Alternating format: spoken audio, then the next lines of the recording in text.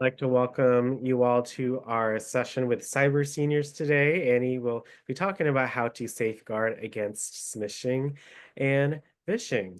So, Annie, if you could introduce yourself and your topic for today, we'd really appreciate it. And once again, thank you so much for coming on our session. And make sure you all stay on for our poll at the end to let us know how you felt. But once again, thanks, Annie, and the floor is yours. Thank you, Alex. Thank you, everybody, for having me. So today we are going to discuss this topic that you see here in front of you.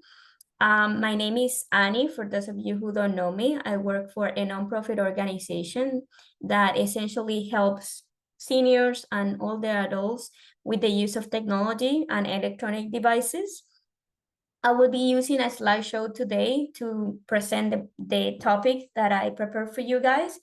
I likely will have my camera off because that gives me better connection and the delay of the slideshow is less when I don't have my camera on, but I will turn my camera on once we are in the question period. If you have any comments during the time I'm presenting, you can also write them in the chat. I will address them, as Alex mentioned, at the end of the presentation, or you can write it down if you have a piece of paper close by so you won't forget your question. So I'm gonna share my screen right now. Just give me a minute here and we can get going. All right, so can we see this screen right here? You're good to go, Annie. Thanks so much. Perfect. Okay, so as you guys already know, we are gonna talk about smishing and vishing and how to safeguard us against those kind of scams. So here's the table of content. We are going to start with the definitions. We will explain each of these cyber attacks and what to be aware of when dealing with them, identifying phishing and attacks that are also phishing types and vishing types. So being vigilant can help you protect from most digital social engineering attacks. So the three that I mentioned are social engineering attacks. If you don't know what that is, we will see a definition as we navigate through the slides. And what you should do if you encounter this kind of scams.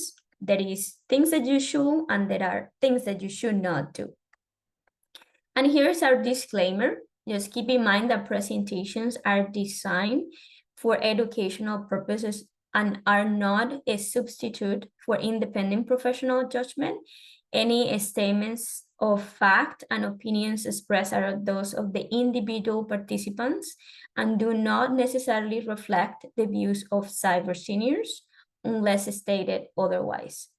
Cyber Seniors does not endorse and is not responsible for the accuracy or completeness of the information that is being provided here. Additionally, please be aware that the sessions will be audio and video recorded, and they may be published in various media formats, including audio and video, without further notice. All right, and let's begin. We are going to begin by defining the terms and identifying the distinct aspects of this kind of scams. And to do that, we are going to start by saying, what is phishing exactly? So phishing occurs when someone pretending to be from a legitimate organization contacts individuals via email, telephone, or text messages. The final goal is to trick people into giving out sensitive information like personal details, banking and credit card information, and passwords to their accounts. This information is then used to access important accounts and can lead to identity theft. And in the worst case scenario, well, identity theft is already a worst case scenario, financial loss. What are the common features of phishing emails? So you have requests for personal information such as usernames, passwords, or credit card details. There are urgent language or even threats to create a sense of panic to the person who receiving the message. Also, you will find misspelled words and grammatical errors in the communications. There are suspicious links or attachments of some sort. The sender is likely someone you are not expected to be texting you or messaging you. And the domains of the emails are not of the organization or institution the person is claiming to be. And also there are promises of monetary rewards and incentives or threats of negative consequences if action is not taken when you receive that message, after you receive the message, actually. And here are some of the things you should consider when spotting phishing. So these are 5 questions that you can ask yourself. The first one on your left is it too good to be true? Lucrative offers and eye-catching or attention-grabbing statements are designed to attract people's attention immediately, right? If it's too good to be true, likely it is. But second, is there any attachment involved? If you receive an unexpected email with an attachment that seems strange, don't open it. It could contain ransomware or viruses. These are malicious software that can infect your computer, and the computer or device can start acting odd and out of whatever norm the device normally acts. The other question is, Oh, does it have, Amy, yeah? sorry. Are you reading them off the slides, or you're still at the Let's Begin screen? Oh, I do? Yes, you've been at the Let's Begin screen for a second. So yes, your cursor was blocking a part of the screen. So you're good now. But Okay. yes, but your cursor, you were at the Let's Begin slide. Oh, okay. I'm sorry about that, Alex. Do you want me to go back? Yeah, you could just generally go over what you were just talking about. Yeah, so oh, there was a couple of slides. Yeah, we've been Yeah. seeing this for a little bit now. Okay. Let me, yeah, that's the thing when I don't use my iPad, this tends to happen. Um, Let me do something here just real quick. I'm just gonna join from a second device and I can monitor that in the other one. Just give me a minute, Alex. Sorry about that. It's okay.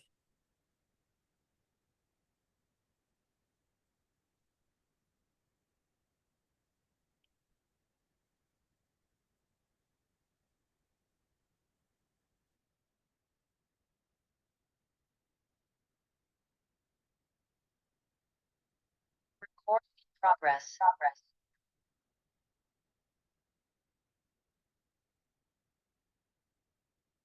Okay. I'm gonna start all over. We have plenty of time based on how I time it. And just bear with me, everybody. Sorry about that hiccups right there. The idea is that you can see the presentation as I go through the slideshow.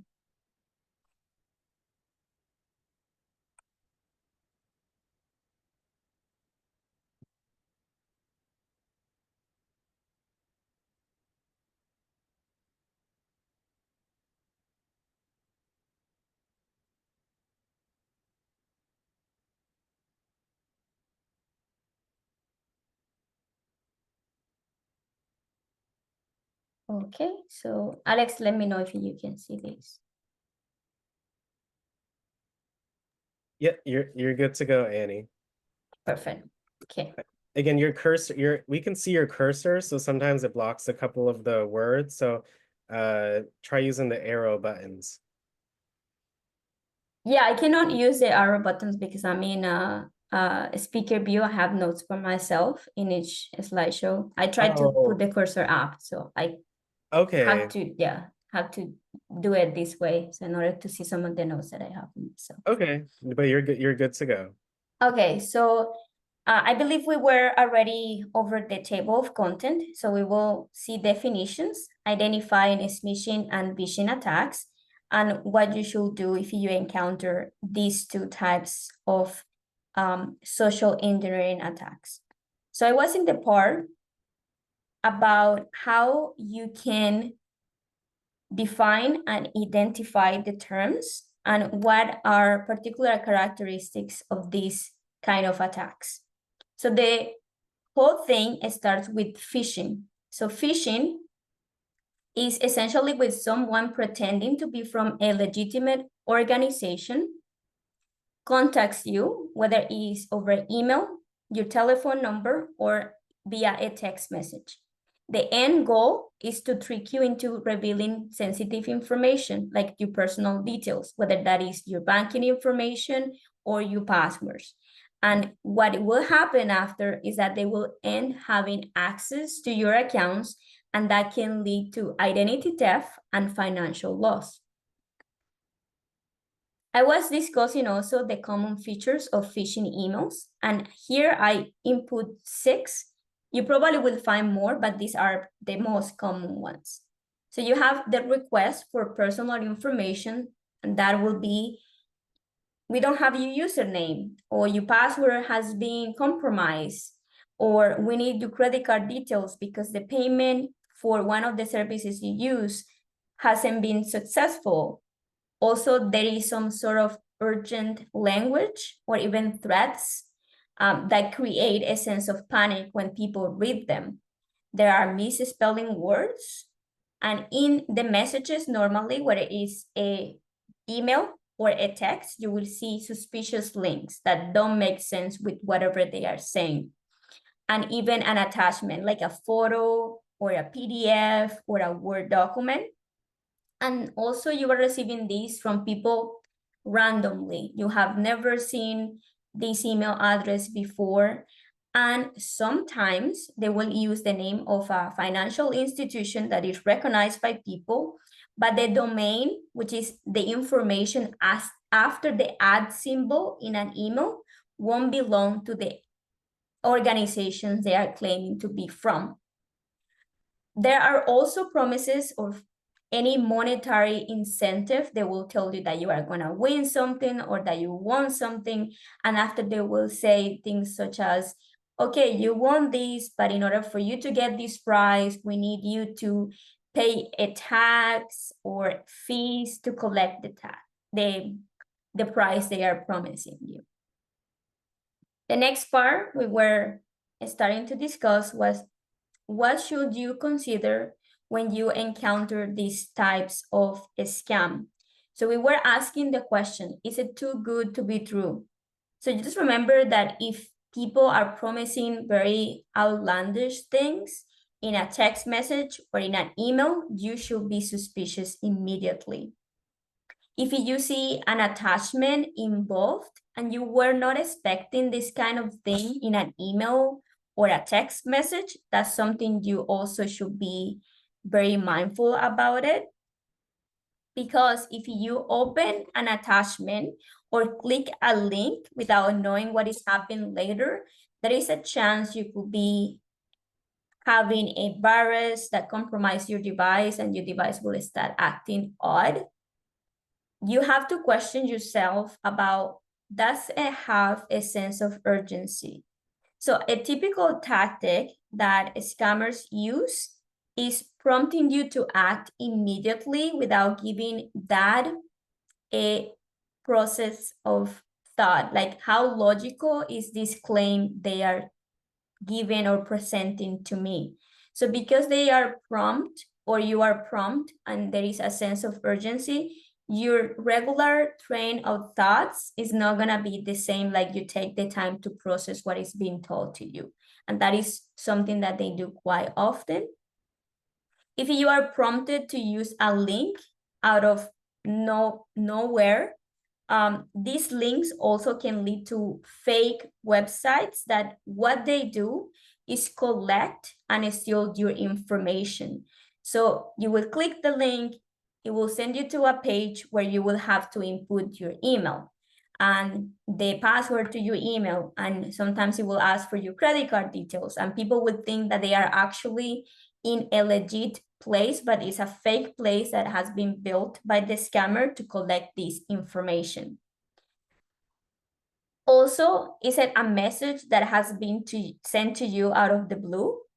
Whether it looks like it's from somebody you don't know or somebody you do know, if anything seems out of the ordinary, unexpected, out of character, or just suspicious in general, you should not click on it.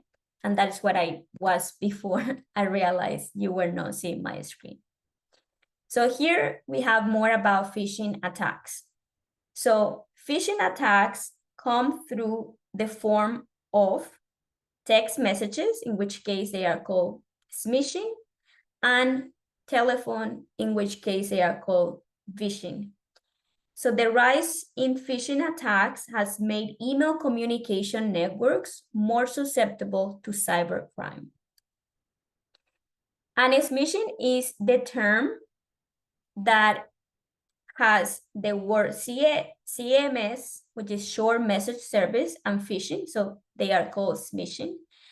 And scammers increasingly employ deceptive tactics to trick individuals, as I've been mentioning, into revealing information. Sometimes they will say, oh, your package was not delivered. Click here so you can see the status of your order or where your package is, or something along those lines. And as technology advances, scammers adapt their methods, make it essential for us to alert and discern when to identify and avoid this kind of deceptive tactics.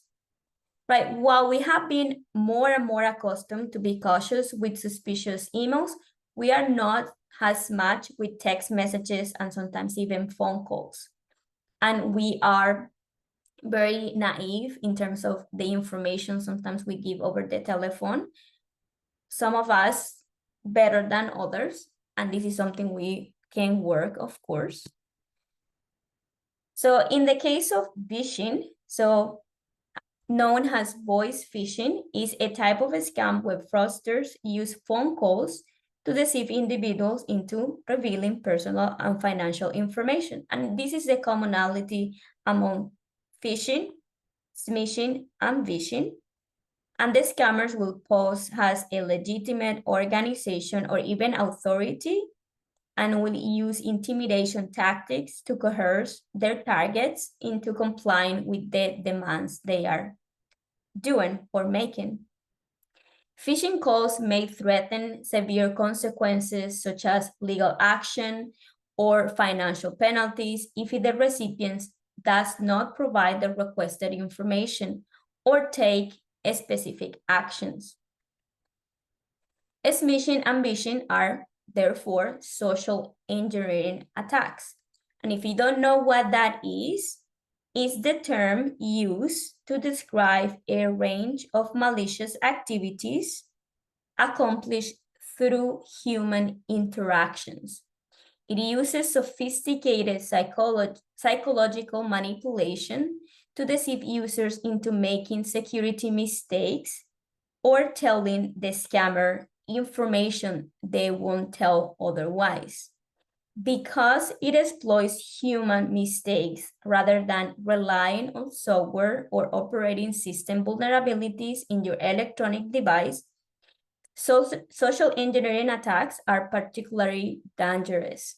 Examples of social engineering attacks include pretexting, which is when the attackers create a fabricated scenario to manipulate individuals into providing sensitive data or access to secure areas. Social engineering attacks can target anyone, whether it's a regular individual or an organization. The way they do it depends, because obviously they won't do the same to a person that an organization. They will find somebody within the organization and do the research to see how they can target that person.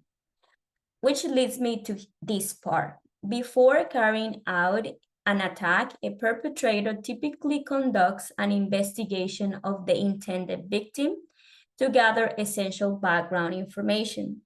This may include identifying potential points of entry, which means what is the weakness of that person, what kind of accounts this person use, especially when you are used to post things online.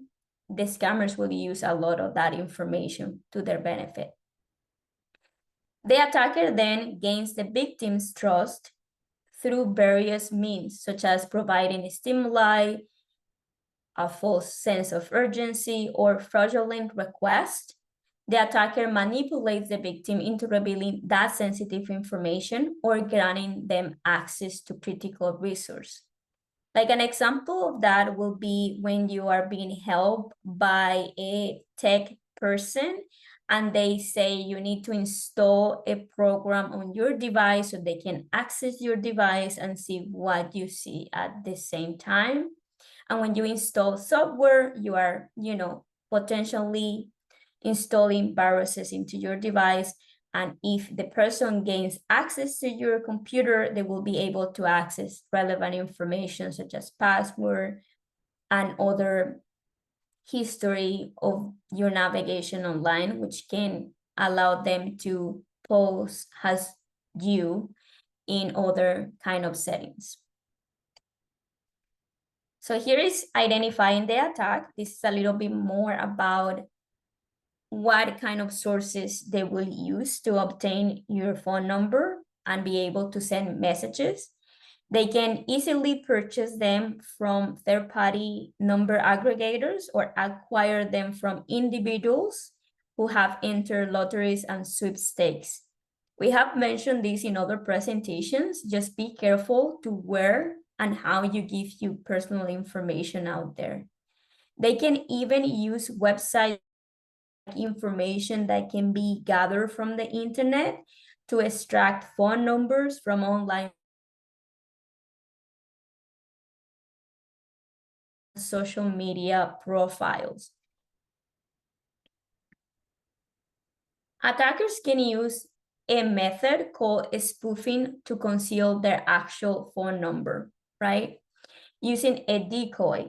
They may also employ burner phones, inexpensive, disposable prepaid phones to further obscure the source of the attack. Additionally, attackers can use email to text services to conceal their numbers. What this means is that now you can purchase a service online and the service can give you a series of different phone numbers and you can use that series of phone numbers to reach out to people. And you can, pretend that you are from the same area that the person you are calling to is, even though you might be in a different country or different state. An attacker will carry out their attack in a few key phases. Distribution of text messages, which is considered bait, to targets. Compromising the victim's information via deception. Execution of the desired theft using the victim's compromised information. An attacker scheming process is successful once they have used your private information to commit the theft they aim for. This goal could include, but is not limited to, directly stealing from a bank account or committing identity fraud to open credit cards illegally. The following tips can help improve your awareness concerning social engineering threats such as smishing and vishing, and enhance your awareness of them. So tactics employed by smishers you should pay attention to. Posing as a collection agency threatening to hurt your credit card score or your credit score, sorry. Asking you to confirm banking information, soliciting payments for an overdue service. Pretty much anything that says click here, open this, or something along those lines. What kind of smishing text messages might you receive? So in the left side, we have The scammer may pretend to be a bank representative and inform the victim that someone has attempted to take out a loan in their name. They may then ask the recipient to click on a link supposedly to confirm or deny the loan application. However, before doing so, the recipient is required to share the bank details to verify that they are the genuine customer. But think about this. If your bank who has your information is asking to verify your details, your bank won't ask for your name, last name, social security number, and things along these lines because they likely have that already. So why should you give these details to verify the claims they are presenting to you? Another common scenario involves the victim receiving a voucher of or gift back from a reputable brand, either has a prize from a sweepstake, lottery, or has a thank you for being a loyal customer. However, before receiving the reward, they are asked to verify their details by clicking on a link in the message, which is no other thing that confirm their details through a link in that message. So very fishy. If there is any situation that fraudsters can exploit for an attack, they will exploit it. This include offering free help with filling tax reports or governmental benefits paperwork, as well as collecting money supposedly for charities during natural disasters. Like in COVID-19 or during COVID-19, they use a lot of things to get away with the scams they were doing. And here I have a couple screenshots, for examples of these smishing attacks. So in the first one, it says that I have a benefit and you have to reply why to proceed. So you are confirming this scammer that your number actually exists and there is a person to keep bothering after you reply with the why letter. The second one says you have a unsettled infraction and you need to settle that infraction by such and such time to avoid extra charges. And at the very bottom, you have a link, right? And it says invoice will be sent in the next 60 minutes, which is very interesting. And the last one, it says, there was nobody at the selected residence today, so your package could not be left. To select a new time, use our client portal, and likely they will have a link at the bottom of that. There are more examples here. So here, alert, we have deducted fraudulent activity, we have detected fraudulent activity on your BOA account. To resolve this issue, click here and the link. And when you see these kind of links, just if you are using your iPad, for example, or your cell phone, you can hover by touching in the link and it will show you like a preview of what you will see when you click on the link before it redirects you to the actual link. You are a winner. This is the one at the bottom. Follow the link to claim your 1,000 Amazon gift card. Here is the link. Your FedEx package will not be delivered. Follow the link to resolve this issue. This is one that I receive quite often. And I will ask anybody if you want to type it in the chat. What similarities do you notice among these three text messages? If anybody wants to answer that in the chat. So what similarities do you notice among the three text messages?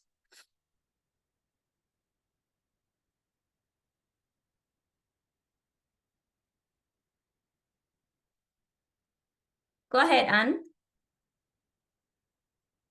Alex, can you help me with that if they want to answer?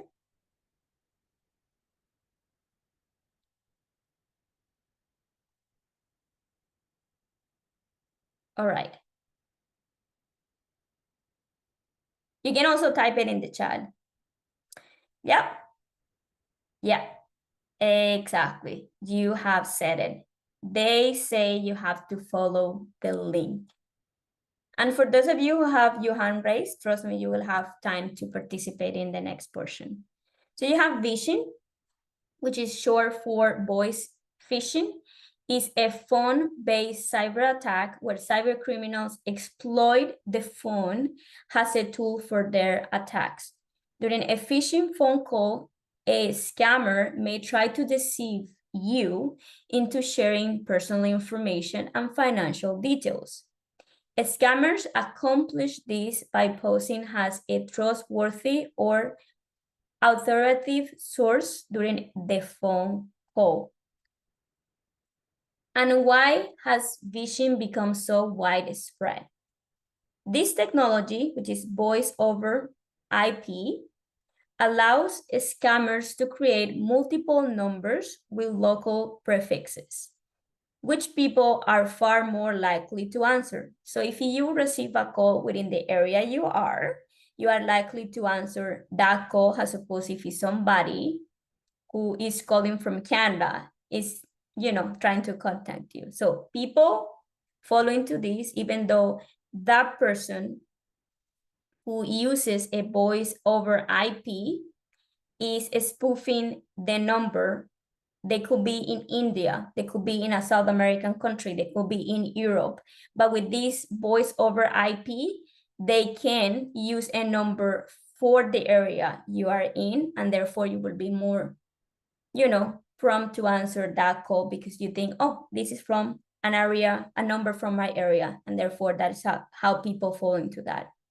Essentially, that phone number look almost identical to those of actual companies or organizations too, since those phone numbers are just and easy to discard as they are to create. Tracking the fraudster behind such calls is very taxing. And here we have the mention again of call spoofing. So a scammer often use this tactic that involves manipulating the caller ID information to display a fake number on a legitimate looking number that doesn't belong to them. I have had people telling me that they have received calls from their own phone number, which is very crazy, but they do that via the voice IP system. They can pretend to be any phone number from different areas. So caller ID spoofing can make it difficult for individuals to identify and avoid potential scam or fraud calls as the display information does not accurately reflect the call's true origin and where the person is calling from. So for instance, your phone rings, the number that pops up appears to share your area code or perhaps registers as the name of a business you recognize. Thinking the call is from someone local, you pick it up and give a greeting. On the other end, the line, a noticeable robotic voice tells you your bank account has been compromised, right? You then will be told that to secure your account, you will need to call the given number, and they give you another phone number to call. Under the guise of urgency, you are told to hurry to avoid losing all of your money, and that if you call back or give them your account information, they can help you block fraudulent transactions before they occur. And even though they are the actual scammer, it's just very complex sometimes. Just remember to stay calm, and thinking rationally is essentially your best defense. Bank fraud, phishing attempts are among the most common types in every country where phishing happens. While these scams use increasingly convincing voice synthesizers, like they can alter the voice of the person, some fraudsters still prefer to do things old-fashioned and apply some persuasion to the call. I mean, they will use their voice, but they have this very persuasive demeanor to them. So here's how you can detect Vishing. So you have the demanding tone. You can recognize if the caller's tone indicates frantic urgency. Scammers exploit fear and panic, right? For instance, they will use legal trouble or bank issues to coerce victims into compliance, right? They also request confidential information, and this is something we have been talking over and over now. This may be obvious, but if a caller asks for your name, date of birth, address, credit card number, or social security number, it could be a sign of a phishing scam. Unexpected government agency. If someone contacts you claiming to be from the IRS, Medicare, or the Social Security Administration without you prior request, it is likely a scam. And this is the part that I want you to listen. So I need to share my audio so you can listen at this call and you will tell me what you think after. Okay, let me know if you can listen to Alex. You're good.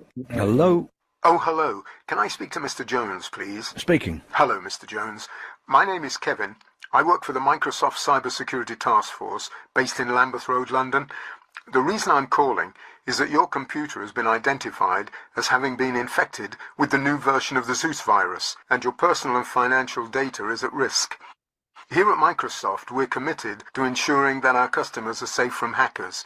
We've therefore contacted you to advise you of the situation and to help you to remove the virus from your computer. I will talk you through the first steps you need to take so that we can remove the virus for you and make sure your data is safe. All you need to do is ensure you're in front of your computer and able to follow my instructions. Would you give that person access to your computer? Well, that's a question. Would you give access to that person? So what do you guys think? You can also drop your answers in the chat. So would you give that person access to your computer?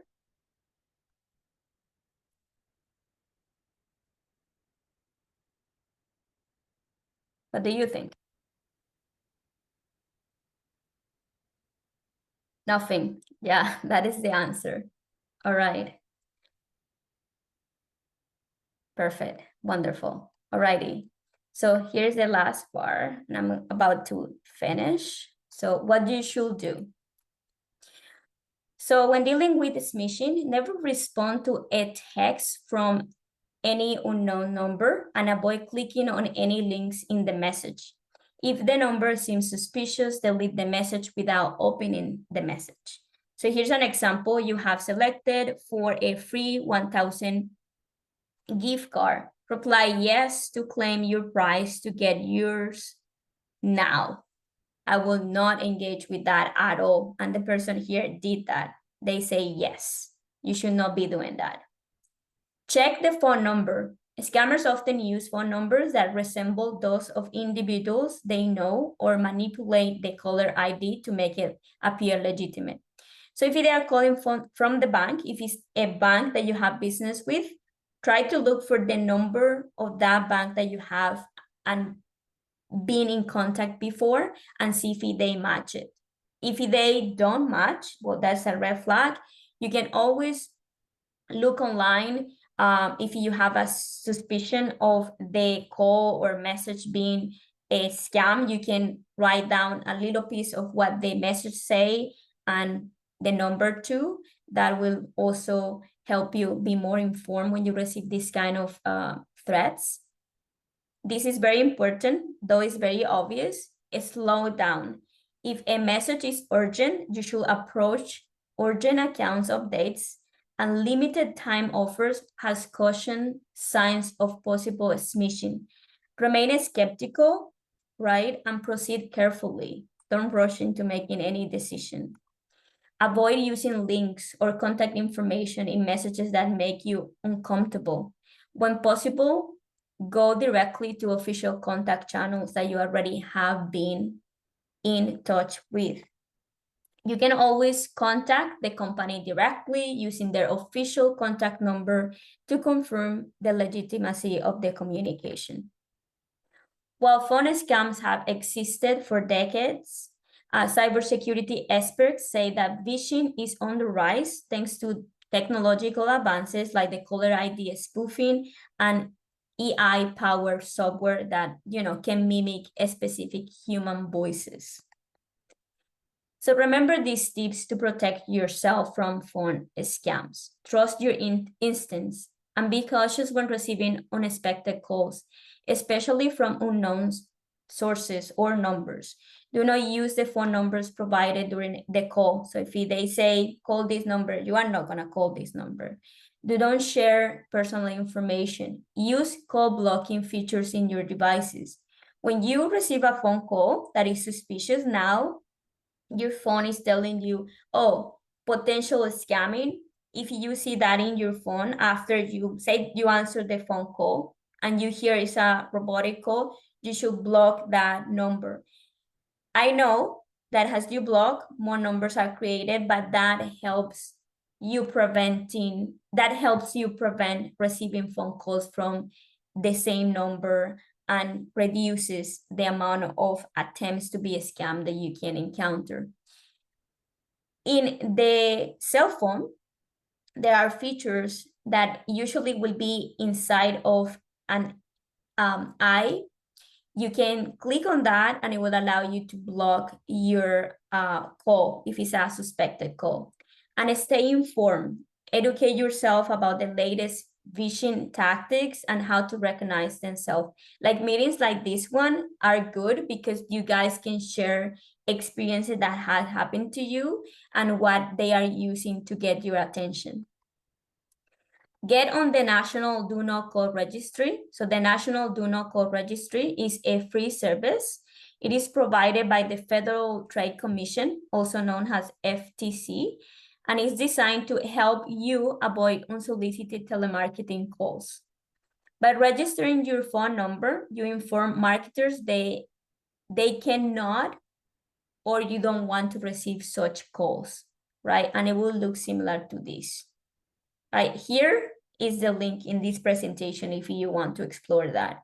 You can report unwanted calls, verify your registration, and register your phone for the National Do Not Call Registry. So that's something you can do for yourself.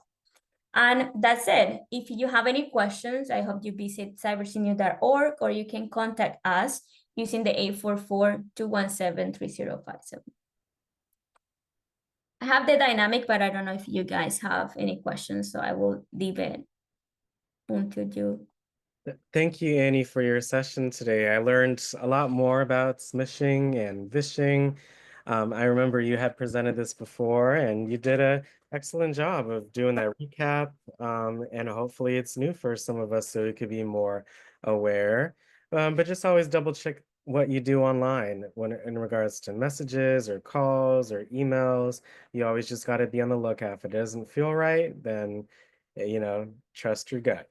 But just take a second to look at things before you do them so you can make sure that she stays safe. But any questions or comments for Annie today, please raise your hand. But once again, don't forget to stay on for our poll at the end. Any questions? Okay, we have two so far. So we have Anne first. Any comments or questions for today? Yes. I wanted to know if Alex, if I have permission to show this at church off of Wild Tech to the And senior you have group. access to our YouTube channel, so we always recommend you share information with friends and family. So Oh, okay. I just wanted to know if it was okay. And then I got one for you, Annie. Mm-hmm. I asked now. I said, yes. Can I have your name, social security number, telephone number? I said sexual preference, etc. By the time I get there, they done hung up. Have you blocked the numbers? Yes. Okay. And I had so many block numbers that they sent me a thing and told me that I had to eliminate some because my list was too long. So, but it's getting really crazy now. It is. And And and then they're trying to get you with these insurance companies to change your insurance, and you don't know who's who and what's what. yeah, it's true. I can answer the question in the chat. So one program that they can use to like gain full access to your computer, Yvonne, is TeamViewer, and it's very popular. It's called TeamViewer, like Team Viewer, like view, and that give the person completely access to your system. And normally you will have to give them like a number, and when they type the number in their computer, so they type the number, submit the number, and boom, they are in your computer, and that is how they can get it. So when somebody tells you, I'm just trying to access your computer, I'm gonna type it in the chat. Could you please install this? Do not install. Zoom share screen is different because in share screen, they don't have access to anything. They just can see what you see. So if you don't open the things that can be compromising, you don't need to worry because in Zoom, you only share your screen. You don't share the resources in your devices, right? They cannot go, by themselves and open things for you. You have to open yourself. In the program that I was telling, they can go and open things without you even realizing you open. Like sometimes people will let their computers on and that person has gained access to the computer and you could be doing something else and they will be opening things, scrambling things around in your computer. So that's not good. All right. Do we have, yeah. I also put there's not a number per se, but please check out the chat, Dolores, for your answer and for everyone else to check out that link. Any other questions for Annie? Okay, Yvonne, you had another question for Annie? Yes, thank you, Alex.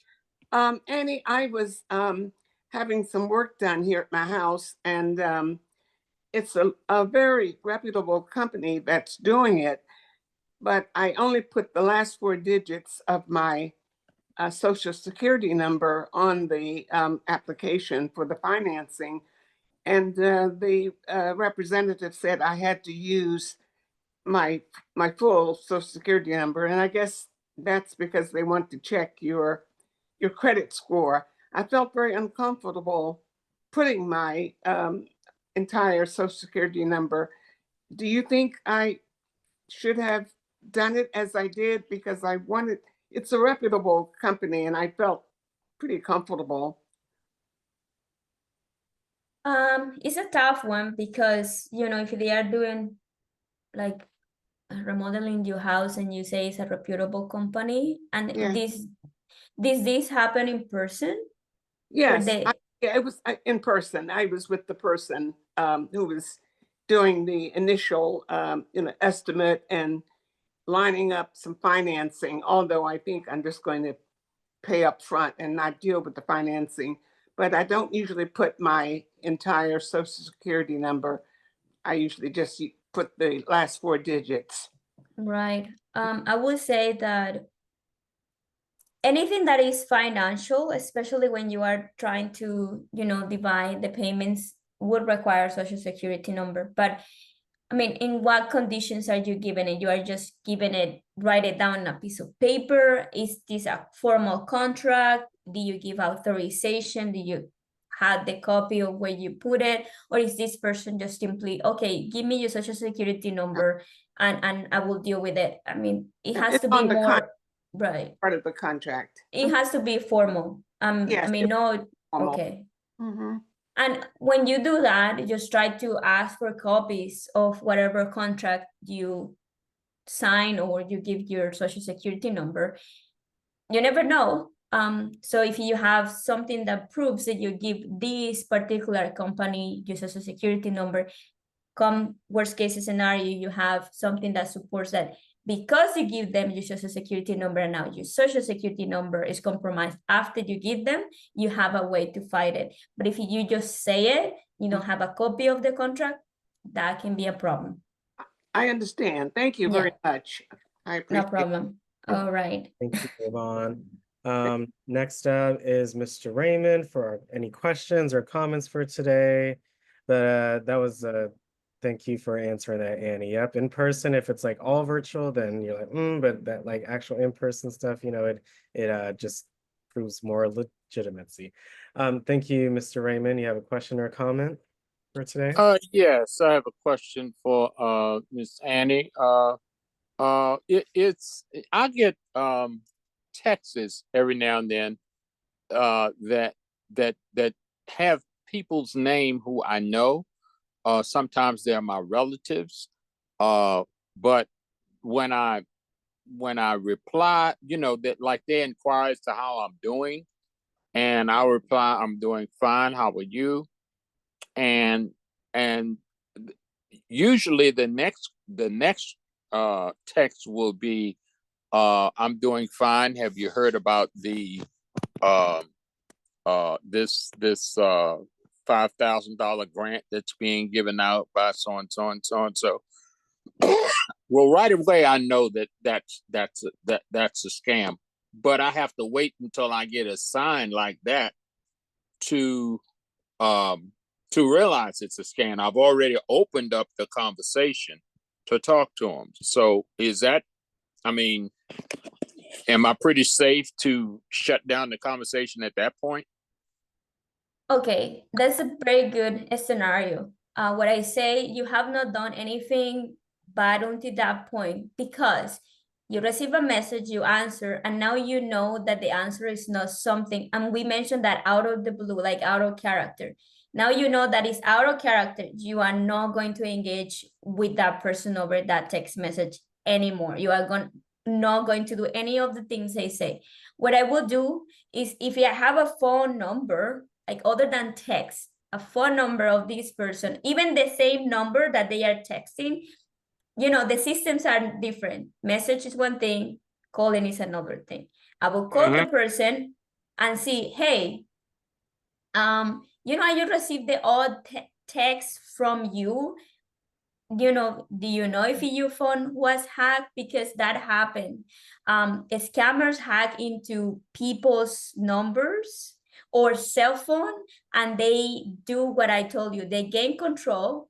They clone applications. Like you have two text applications running at the same time. So you could be texting normally, and in the other clone application, you could text people and it's trying to scam them, like send emails under their name, and it's just the person was hacked and they don't even know. But when you call them, they become aware. Like that happened to me. I will give you the example to see I bring the point home. My mother-in-law got her phone scammed. So she was using WhatsApp and she was texting in the regular WhatsApp, she would text us. And in the other WhatsApp, she was asking us for things that she won't ask. It's like, just text me this, and now you're texting me this, and the person hacked their phone and they cloned the WhatsApp application. And we're texting things that were so out of the ordinary. And I told my husband, she got her phone hacked, and she was, she got stolen a couple thousands. But we keep telling her, you cannot give information to every person that calls you or texts you. But yeah, that's exactly what I do when I get those phone calls. I do call whoever that the call was from, and let them know that I got some bogus information from your number. Yeah. But thank you. Those, no problem. Those responses when you say why, no, yes, do not. If you don't know the number, those are not good. They have two different consequences. The first, like you are telling the person that number keep in mind that they shoot to different points, right? They shoot a lot of people like sending text, and whoever answers, they got into that person. Now you have say yes and say, oh, this person exists, so I'm gonna go at it with this person, right? And the other case scenario is that they could have like a code in the back, and that can end in your device installing something accidentally, or it can end even worse. So you have to be very careful with engaging, right? Yeah. Mm-hmm, absolutely. Thank you. Yeah, but you have done everything good. I'm glad that you have not, been caught in that. Yeah, It's a I good thing I to just hear. wanted to know whether they were so advanced they could get information that you haven't given them just because you answered the phone or you replied to the text. No, if it's a regular reply, no letters, good. What is the difference between letters and reply? So when you reply, you are just replying to that person, especially if it's a number that you have. But when you receive one of those 5-digit numbers, 4-digit numbers, they are cloning numbers and shooting at people in text. When you say yes and approve and stuff, you don't know what you are approving.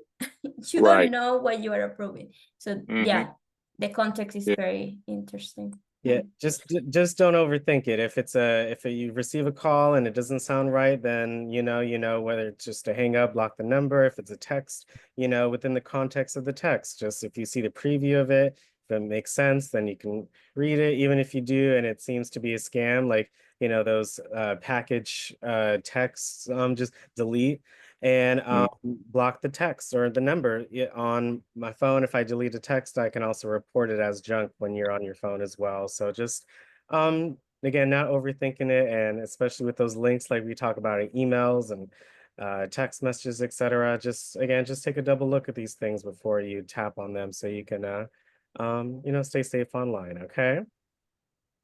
Thanks, Alex. Yeah. All right. Have you guys, and I will end with this, Alex. Have you guys ever seen like a circle with the letter I inside? Like I stands for information, right? Is a circle with the letter I. Whenever you see that circle with the letter I in a phone call or a text message, that is something that will lead you to open the information of that phone call text message, and you can then block from them. If you don't see that I inside the circle, look for the dots, whether they are vertical or horizontal. And when you tap in them, it will have delete, block. Most cell phones have that. The thing is, like, it would change from Apple to Android, but you should be able to do that. Like the eye inside the circle. If that makes sense. I don't know if that is making sense. Yeah, again, when you're in a text or well, with the iPads, there's no calls. So, but for your regular phone, then it just may or may not appear. But for the iPads, for any text, for the Messages app, you're able to hit the contact name, whatever appears, and you'll be able to see that information. So again, it's just taking what we use in our sessions and really utilizing them to stay safe. We have one more question for today. Thank you, or comment from Ms. Doris. Thanks so much for joining us. Good afternoon. I got a text last week, and they said my phone had been hacked, but it was supposed to have been from Apple. Well, I didn't respond to it. It told me click on the thing, say protect or whatever. So what I did was I called Apple, and they said they don't send no information out like that. And the main thing, they said, as long as I didn't click on the link, then I didn't have to worry about it. Yeah, great job. Yeah, great job. Continue to do that. Just always take a look at the anything that you receive and just think if it makes sense. Yes, you did great. Okay, thank you, Annie. No problem. I think it was a little bit bumpy ride today. Didn't feel it was my best presentation, but I hope that you guys get a lot of little bits in there for how to deal with that. Thank you, Alice, of course, for having me. I send you the information for the next session. I don't know if you have had a chance to check out that. I'll definitely take a look at it. Thank you so much for sending it. And no, you did great. No, we especially around the holidays, this is the time for when, a lot of things may occur, when folks think, certain people are most vulnerable, whatever they think. So it's always good to be, recapped or review it and again share with your friends and family. So and everyone in between. So let's all say thank you so much to Annie for our session today, and make sure you all stay on for our poll. But once again, Annie, thanks so much for presenting, and we'll see you next time, okay? Thank you so Thank you, everybody. Thank Take you. care. Thank you Thank so you. much. Thank Thank you. you. Next month. And happy Bye. Thanksgiving. Bye. Thank you, Yeah, For Annie. you Bye. too. Thank Bye, you. everybody. Take Bye. care. thank you, Bye. Annie. Bye, everybody. Take care. Bye-bye. much. Bye-bye. That is awesome. Dr. Whoopio, I want to bring this to you as well. We're in the